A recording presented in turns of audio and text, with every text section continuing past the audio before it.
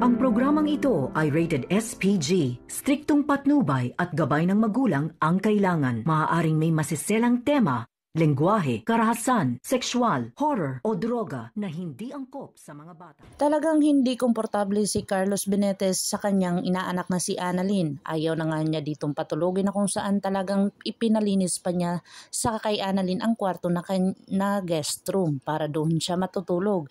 Pero ang talagang ginawa ni Annalyn ay nakita niya ang remote control ng kanyang aircon ay talagang binuksan niya ito at okay naman. Dito na nga talagang tinanong ni Dr. Carlos itong si Annalyn at tinatawag na daw ng kanyang ina. Pero sinabi ni Annalyn na okay daw yung aircon kaya gumawa ng paraan itong si Dr. Carlos Benitez para sirain para hindi doon makatulog si Annalyn. Dito na nga ay talagang takot na takot si Lynette dahil sa mga nangyayari doon sa bahay nila na kung saan sinabi niya dito sa kanyang anak na magpapahinga doon na lang sa kanilang kwarto at pumayag naman si Dr. Carlos pero si Annalyn ang umayaw.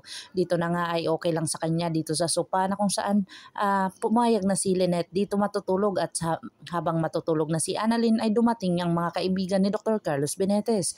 Dito na nga talagang pinagkaisahan ni Dr. Carlos Benitez itong kanyang magiging anak na si Annalyn na kung saan talagang ayaw niya doon matulog dahil hindi siya komportable at talagang nahahati ang emosyon or ang pagtrato ni Lynette sa kanyang anak at dito kay Dr. Carlos Benitez.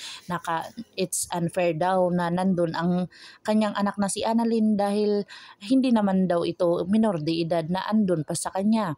Dito na nga ay talagang gustong buwagin ni Dr. Carlos Benitez ang relasyon nitong mag-ina na kung saan talagang hindi niya ito mabubuwag kahit ano pa ang gagawin niya.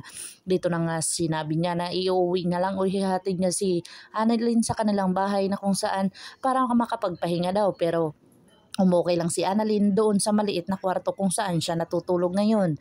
Talagang tumawag itong si Dr. RJ Tanyag sa kanyang anak na si Annalyn pero ito si Annalyn ay nagsinungaling ito na may sarili siyang kwarto. Pero ginid sa kalaman ni Dr. RJ na talagang wala siyang sariling kwarto at dito na nga ay talagang pinarusahan nila si Moira sa kanyang mga ginagawa kung saan nakuha na nila ang Apex. Dito na nga nila napagtanto na itong si Mr. Soler ay talagang walang perang ipagbibili itong Apex dahil napaka-bilyones ito at talagang pinaimbestigahan ito ni Don Pepe para malaman ang buong katotohanan. Dito na nga ay talagang pinalinis ni Giselle itong si Moira kasi takot daw itong makulong pero pinagkaisahan lang nila dahil si Moira ay hindi naman gaanong kalaki ang kaso o kabigat ang kaso kaya pinaglaruan lang muna nila.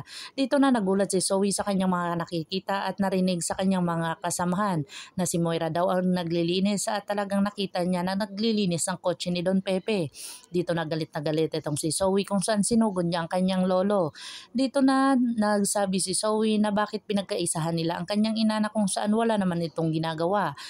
Sinabi ni Don Pepe na dahil sa demonyeta mong ina na kung saan kaya namin ginawa at para magbago siya. Pero kinampihan pa rin ito ni Zoe na kung saan talagang nagkasagutan sila ni Don Pepe at nasabi niya dito na demonyeta daw si Moira na kung saan mas demonyeta daw itong si Don Pepe. Dito na nga talagang napaisip si Don Pepe kung talagang totoo niyang apo itong si Zoe dahil pagsalitaan siya ng ganun-ganun na lamang, easy-easy na lamang. Kaya dito na nagtaka si Zoe dahil sa kanyang mga sinasabi na baka mabuking siya dito ni Don Pepe dahil nabuking niya nga si Lander Soler at why not si Zoe ang kanilang papa-imbestigahan. Abangan natin ang mga susunod pa na episode na ito. Ang abot kamay na pangarap. If you like my story, please like, share, and subscribe para ma-update po kayo sa mga susunod pa. Yun lamang po at maraming salamat.